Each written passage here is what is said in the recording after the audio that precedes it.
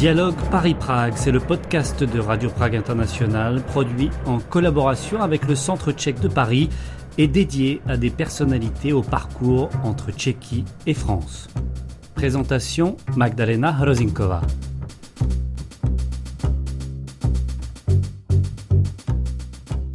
Thomas Zaruba est un pianiste, compositeur français aux origines australiennes, canadiennes et tchèques. Il a commencé à jouer du piano à l'âge de 2 ans. C'était au début des années 80. Mais c'est beaucoup plus tard, à l'âge de 35 ans, lorsqu'il était cadre à la Défense et travaillait dans le domaine de la publicité digitale, et qu'il a décidé de se consacrer entièrement à la musique. Le déclic, c'était les attentats de Paris, perpétrés le 13 novembre 2015. En réaction à ces attaques, Thomas Zaruba décide de changer de vie pour jouer du piano et enregistre un album jazz très remarqué en France et à l'international, un album entièrement au piano intitulé Slow Down. Thomas Zaruba, vous êtes l'invité aujourd'hui de notre podcast Dialogue Paris-Prague. Bonjour. Bonjour. Vous avez vécu jusqu'à l'âge de 15 ans entre Paris et Sydney. Où se trouvent vos origines tchèques là-dedans? Alors, j'aime bien dire que c'est très simple et que ça a beaucoup de sens au niveau du tchèque pour moi. C'est-à-dire que ma mère est née à Sydney, de parents tchèques, et mon père est né à Montréal, de parents tchèques. Et mes parents se sont rencontrés à Zurich, en terrain neutre, et c'est là qu'ils sont tombés amoureux et se sont rendus compte qu'ils avaient tous les deux des parents qui avaient fui la Tchécoslovaquie, l'ex-Tchécoslovaquie, pour l'un aller vers l'hémisphère nord, l'autre aller vers l'hémisphère sud. Donc c'était des émigrés politiques? Alors, du côté de ma mère, oui. Du côté de mon père, mon grand-père avait déjà quitté la Tchécoslovaquie et s'était installé à Paris. Et ma grand-mère est arrivée suite, en fait, à un tour qu'elle a fait entre Mauthausen, qu'elle a fini à Mauthausen en étant passée par Auschwitz et Theresienstadt. Donc en étant une des plus jeunes rescapées enfants de la Seconde Guerre mondiale. Quelle langue parliez-vous à la maison avec vos parents? Alors ma mère me parlait essentiellement anglais à Paris, parce que je suis né moi à Paris du coup. Mon père français, et eux parlaient un mélange de français et d'anglais, mais surtout quand ils voulaient parler de choses que les enfants ne devaient pas, où les enfants ne devaient pas comprendre ou ne pas écouter ce qu'ils disaient, ils parlaient tchèque. Ce qui nous a forcément, en tant qu'enfants, motivés pour apprendre le tchèque, pour comprendre quels étaient les cadeaux qui allaient être sous le sapin, par exemple, ou des choses comme ça. Et finalement, qui vous a donc appris, ou comment vous avez appris le tchèque? Par la force des choses, c'est-à-dire que quand on est enfant, et je le vois aujourd'hui avec ma fille, l'apprentissage se fait de manière induite finalement. Et la culture tchèque, et la musique tchèque était présente chez vous? Alors on a toujours eu les grands classiques, que ça soit Smetana ou Dvorak, ou tous les plus grands compositeurs. Et mes deux grands-parents, mes deux grands-pères étaient tous les deux violonistes, comme le veut le proverbe en plus. Ils sont nés avec sous l'oreiller. Et quand ils ont voulu m'enseigner moi le violon, ce qui est intéressant de voir, c'était qu'ils ils se mettaient derrière moi en tant que grands-parents et moi enfant et essayaient de m'apprendre avec l'archet. Moi, j'ai jamais vraiment aimé cette configuration musicale et physique. Et il se trouve que c'est seulement plusieurs années après que je me suis rendu compte que j'étais gaucher. Et finalement que ce geste avec la main droite m'était très inconfortable. Et c'est pour ça que je suis allé vers le piano finalement.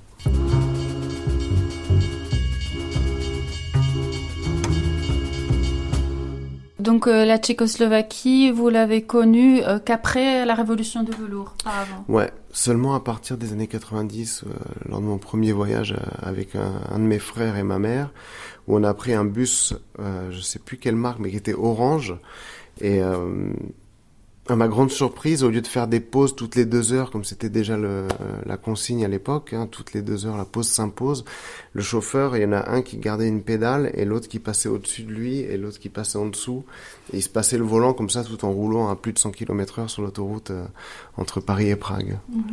Et vous aviez de la famille donc en Tchécoslovaquie, en République tchèque? J'avais c'est-à-dire que ma mère et mon père avaient des cousins là-bas. Et je me souviens d'un de ces cousins, Franta, qui est venu nous chercher à la gare des bus avec sa voiture, et dans les virages, l'arrière de la voiture, comme on avait des grosses valises pour leur amener des jeans ou des choses comme ça, ou du parfum français de la marque Lacoste, je me rappelle, c'était des choses qui m'ont marqué à cause du crocodile. Ces choses-là sont restées vraiment gravées. Puis c'était mon premier voyage et je comprenais pas pourquoi on emmenait en fait des vêtements à des gens de la famille. C'était quelque chose qui était incompréhensible pour moi. Le vêtement s'achetait dans une boutique. Vous voyez, donc il y a vraiment ce côté où il y avait une coupure que j'avais pas saisie jusqu'au jour où je suis arrivé là-bas et où j'ai vu beaucoup d'immeubles très gris, très noirs, qui étaient le fait du non, comment on appelle, du non-entretien, hein, de non-ravalement, et choses comme ça. Donc pour moi, j'ai des images, les premières images sont très grises, très noires, avec très peu d'activité commerciale. À Prague? Ouais, à Prague, ouais. Prague et Beroun. Et des souvenirs où il y avait très peu d'activité commerciale même, par rapport à Paris où il y avait déjà l'Amérique qui arrivait, un McDonald's, et les sandwichs, etc. Beaucoup de couleurs, beaucoup de publicité, et puis même Večerníček le soir. L'émission du soir pour les enfants. Oui, le Bonne Nuit les Petits de l'époque, enfin qui était même plus vieille que moi, Bonne Nuit les Petits, mais les marionnettes qui permettaient de dire Bonne Nuit aux enfants. Et les émissions où il y avait même Fantomas, je me souviens, doublé en tchèque avec Louis de Funès. Et puis finalement, ces coupures publicitaires où il n'y avait qu'une seule publicité. Alors que déjà à Paris, je me souviens d'avoir des coupures publicitaires qui duraient une dizaine de minutes, où il y avait aussi bien des publicités pour les lames de rasoir, la mousse à raser, le déodorant, les voitures, les banques, les choses comme ça. Là-bas, je me souviens très bien de cette publicité pour un produit vaisselle où une femme lavait des assiettes dans un évier avec ce produit au parfum de citron apparemment. Il n'y en avait qu'une. C'était aussi ça, ce choc. Et je me demandais qu'est-ce qu'on faisait là, en fait. Comment c'était possible d'être aussi proche et en même temps aussi éloigné en termes de culture, en termes de quotidien. Donc c'était un grand paradoxe déjà, vers 9-10 ans.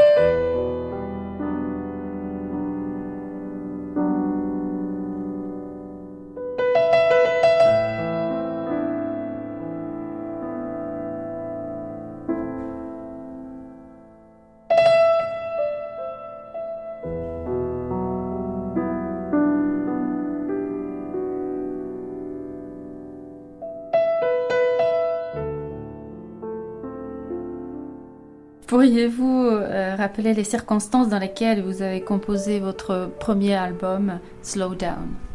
Alors Slow Down, moi j'étais effectivement cadre dans la publicité à ce moment-là, et j'aurais dû être dans deux des endroits qui ont été touchés par les terroristes.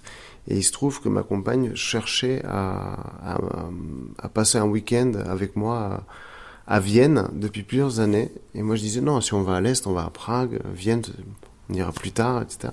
Et bref, elle est née le 14 novembre, donc à cette occasion-là, elle me dit bon, ben, ça tombe le 14 novembre, le samedi, moi vendredi 13, on peut partir vendredi, faire un petit week-end de 3 jours. Allons à Vienne, j'ai accepté. Et puis heureusement, d'une certaine manière, parce que c'est ça qui m'a entre guillemets sauvé, dans le sens où j'étais pas dans ces endroits où mes amis m'invitaient à Paris, là où il y a eu les attentats. Et quand on était à Vienne et qu'on a pris connaissance des nouvelles, moi je pensais que c'était la Troisième Guerre mondiale. Je me suis dit bon ben on va jamais revenir à Paris. Je vais jouer au piano dans un hôtel. Et puis c'est la merde en fait. Et finalement dimanche on est quand même rentré.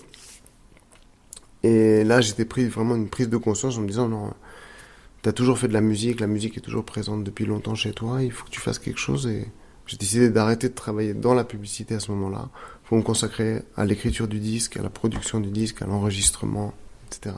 Je rappelle que vous avez enregistré ce premier album à Prague. Juste à côté de Prague, oui. Juste à côté, ouais. Vous connaissiez le studio avant? Pas du tout, en fait. C'est encore le côté tchèque qui m'a rattrapé. C'est-à-dire qu'à Paris, il y a quelques années, avait joué Tata Boys, Et j'avais échangé des contacts avec Vladimir Bar, la guitariste de Tata Boys, parce que j'avais pris des photos avec un vieux Leica pendant leur concert, et je lui ai dit, écoute, si les photos sont bonnes, je te les enverrai. Et c'est vraiment ce qui m'intéresse dans le côté aussi slow down, le côté non instantané de quand on prend une photo, c'est tout de suite, on la regarde. Je lui dis, j'ai pris des photos, ça se trouve, elles seront complètement ratées, mais donnons-nous un doute, donnons-nous une chance, et si elles sont bonnes, je t'envoie une enveloppe avec des timbres, avec les photos du concert. Et je lui ai envoyé. Et plusieurs mois après, au moment où je cherchais un studio, je remontais la rue Oberkampf et je tombe sur une amie tchèque qui était avec moi à ce concert, Katarzyna. Et je lui dis, tu sais pas où je peux trouver un studio? Elle me dit, tu te souviens de Tata Boys? Envoie un email. Le lendemain, ils m'ont répondu, ils me disent, tu as le choix, va ici ou là. J'ai contacté les studios, ils m'ont envoyé en fait des bandes musicales, bandes sonores, des pianos qu'ils avaient dans leur studio. Et j'ai tout de suite craqué sur le piano qu'ils avaient chez Sono Records. Et c'est un vieux Steinway de 1900, début 1900, qu'ils ont refait à neuf, avec une sonorité extrêmement touchante pour moi à ce moment-là. Et j'ai choisi ce studio-là tout simplement. Et vous avez ensuite pressé le disque en vinyle aussi en République tchèque. Alors c'était important, oui, pour moi de faire aussi bien, même à l'époque du numérique, d'avoir un objet physique. Et le CD, ça allait de soi. La question se posait plus financièrement pour le vinyle parce que c'est plus cher à produire, c'est plus grand, ça prend plus de place. C'est une autre démarche, c'est un autre mastering aussi au niveau musical. Et donc j'ai fait le mastering CD et vinyle et j'ai fait presser le vinyle, mais je voulais pas qu'il soit noir parce que je pensais qu'il était possible de faire quelque chose de plus joyeux que le noir. Et comme ma pochette est une de mes œuvres en pastel gras avec des tons fauves, j'ai choisi le bleu transparent comme couleur complémentaire pour que quand le disque sort de la pochette, il y ait vraiment cette complémentarité de couleurs et cette transparence dans le côté où la lumière peut passer à travers. Et donc le vinyle a été pressé effectivement à l'Audienice ou Beron, une des plus anciennes, je pense, et plus grandes fabriques du monde pour les vinyles aujourd'hui au XXIe siècle.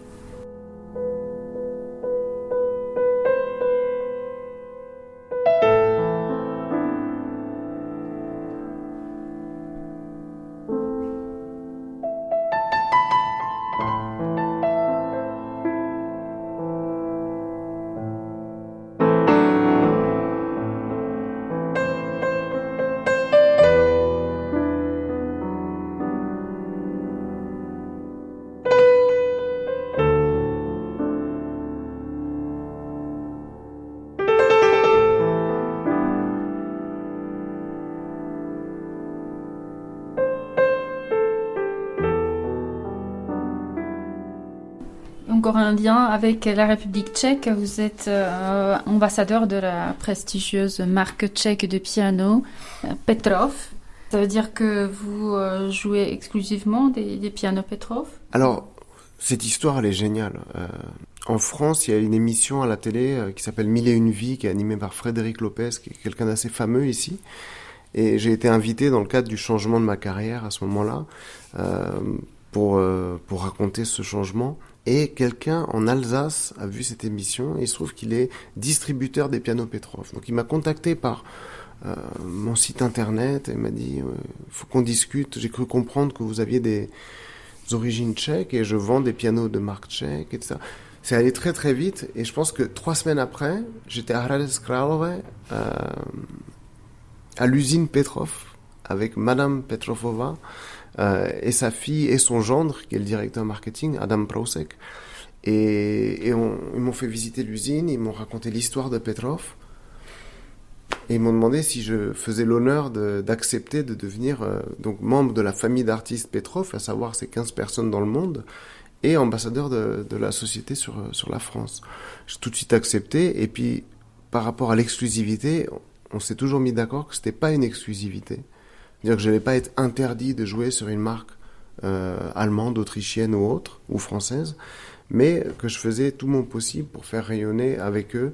Et donc dès qu'il y a des événements avec leurs revendeurs asiatiques, par exemple, parce que beaucoup des pianos sont vendus en Asie de Petrov, je suis présent à ces événements-là.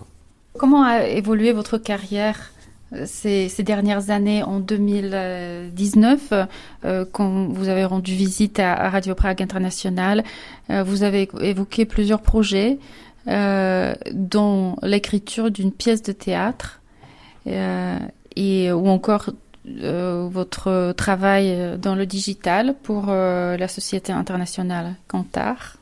Donc, vous en êtes où entre-temps, vous avez aussi enregistré votre deuxième album. Alors, moi, je fonctionne beaucoup au projet et puis au coup de cœur. Donc, les choses avancent.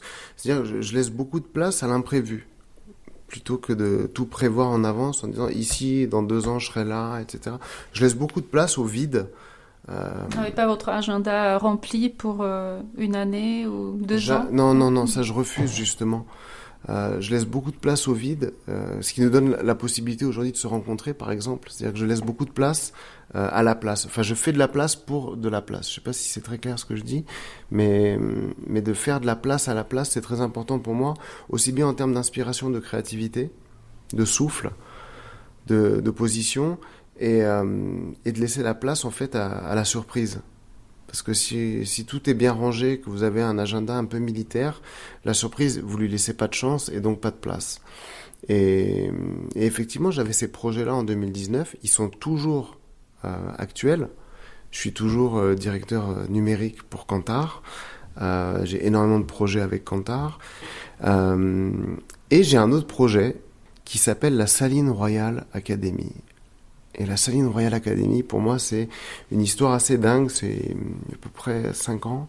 Le directeur de la Saline Royal, en fait, m'a invité à un concert de David Gilmour, le guitariste de Pink Floyd, qu'il avait invité à la Saline Royal.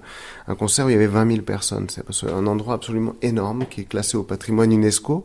Et dans le cadre de sa présidence là-bas, il a monté un projet, ce monsieur, c'est Hubert Tassi. Il a monté ce projet qui est d'enregistrer des masterclass de grands maîtres de musique classique qui donnent des cours à des élèves qui sont les futurs professionnels. Et ça, c'est filmé avec 4 caméras en même temps et ensuite mis à disposition dans une plateforme qui est donc live en bêta version, enfin en version bêta. C'est comme une Netflix des masterclass, donc d'éducation artistique, et où on choisit la caméra qu'on veut suivre. Est-ce qu'on veut suivre le prof, l'élève, la vue d'ensemble, la vue du haut pour le piano, les caméras au zénith comme ça. C'est absolument fantastique. Et donc dans le cadre de ce projet-là, Hubert Tassi m'avait approché pour les pianos Petrov, justement, pour mettre en avant les pianos Petrov. Et votre musique, est-ce qu'il y a un autre album en préparation? En gestation même, oui. Ouais. Mais alors c'est là où je me rends compte que j'ai les sonorités, j'ai les notes, j'ai les accords. Après, la notion d'album, elle disparaît beaucoup aujourd'hui dans le sens où, avec les nouvelles façons de consommer qui sont les Spotify, les Deezer ou les YouTube, on n'est plus sur des conceptions d'albums avec 6, 7, 8, 9, 10 titres, mais c'est plutôt un titre ou 2 titres. C'est vraiment des choses beaucoup plus courtes. Donc je suis en train aussi de revoir ça et de voir comment l'articuler autour d'une œuvre, dans le sens où mes 2 albums, je pars toujours d'une œuvre graphique. Le premier album, Slow Down, c'est un pastel gras, comme je vous ai dit. Le deuxième, qui est Undercover, qui est que des reprises, c'est un album dont la couverture est une acrylique. Et je pars toujours du visuel pour arriver ensuite à l'auditif. Donc, c'est toute cette démarche, en fait, qui est en cycle, hein, qui est 360. Elle va ensemble.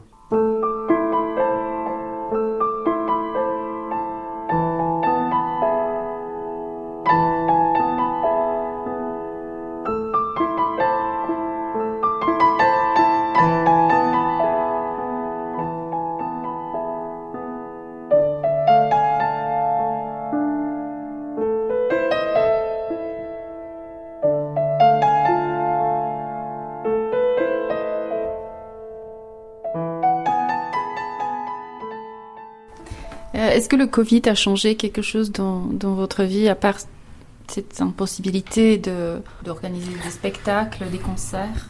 On a appris un peu à vivre slow down. Ça c'est sûr. On n'a pas eu le choix. Moi, j'étais prêt. Déjà avec Slow Down, c'était vraiment pour moi reprendre le contrôle, le souffle sur sa vie. C'est-à-dire, au lieu de faire Paris-Prague et Prague-Paris dans la même journée, c'est des choses que j'ai pu faire. Versus une époque où j'ai fait Paris-Prague en 12 ou 15 heures de bus, Et je restais une semaine à Prague chez un cousin, puis on partait ensuite à Litomyšl, et on allait faire un tour par-ci et un tour par-là, et un festival, on dormait avec les sacs de couchage. On était un peu dans le temps, dans les temps longs. Aujourd'hui, tout est très chronométré, tout est très, très rapide. Mais justement, Slowdown, c'était un retour à cette époque-là où le temps, finalement, le temps était une denrée qu'on pouvait consommer à notre guise, et pas quelque chose qui était un avion à 7h50 et le retour le soir à 22h50, et puis pas quelque chose de très consommateur finalement. Mais plutôt de se laisser aller sur la rive, sur l'eau, comme ça, et de se laisser flotter. Ça, c'est quelque chose de très confortable si on se laisse la possibilité de flotter. Donc pour moi, Covid m'a donné la possibilité de revenir déjà à ce premier disque que j'ai fait, qui était de Slowdown, donc de reprendre conscience du temps qui coule finalement.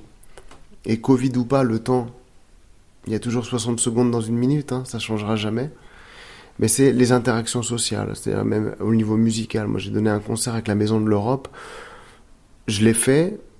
Je pense qu'en termes d'expérience, c'était le pire concert que j'ai jamais donné. Là, c'est un peu le secret pour les auditeurs, mais c'est un concert qu'on a enregistré. Et j'étais chez moi, sur mon piano. Il fallait avoir l'ordinateur avec la caméra et le bon micro pour enregistrer le son. Mon ordinateur, il était sur ma planche à repasser. Et j'étais en train de donner un concert pour mon MacBook sur ma planche à repasser. Comme ça, devant je sais pas combien de centaines de personnes. Et je me disais, c'est ridicule. Ça, c'est ridicule.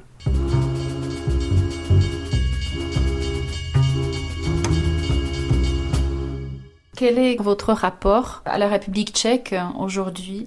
Quand vous arrivez à Prague ou à Beroun ou ailleurs, que ressentez-vous?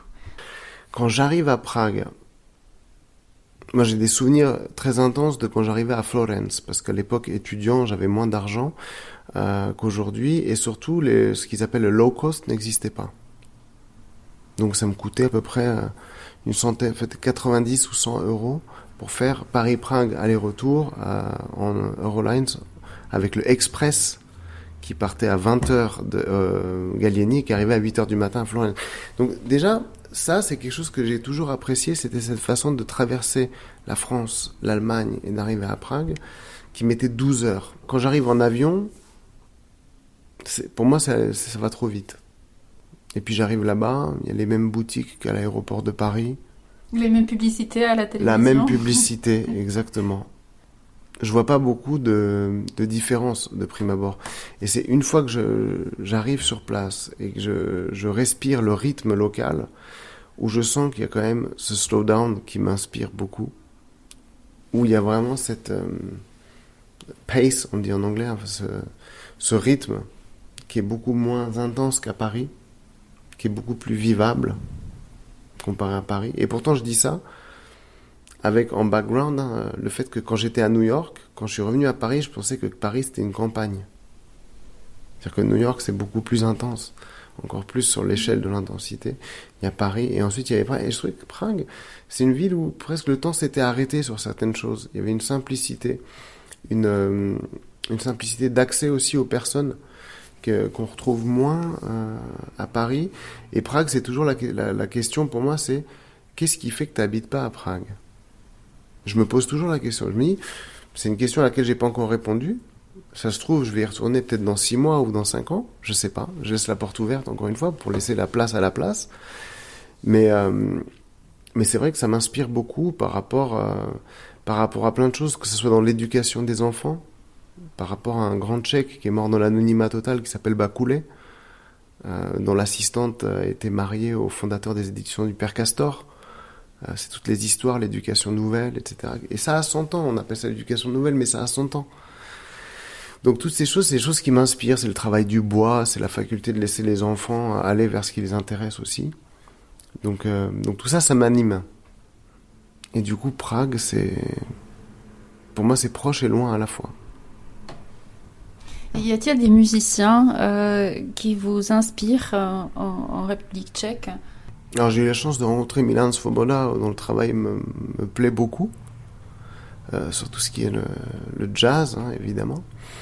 Après, sur les Tchèques qui m'inspirent, c'est plus au niveau d'un endroit où ils sont pas assez connus et pas assez reconnus, je pense, c'est tout ce qui est design.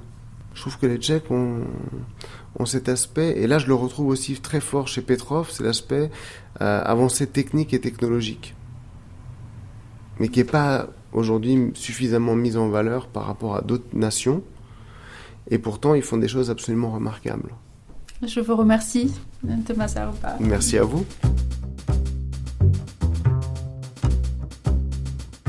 Dialogue Paris-Prague est un podcast de Radio Prague International produit en collaboration avec le Centre tchèque de Paris à l'occasion des présidences européennes assurées successivement par la France et la Tchéquie en cette année 2022. Le prochain épisode sera disponible dans 15 jours.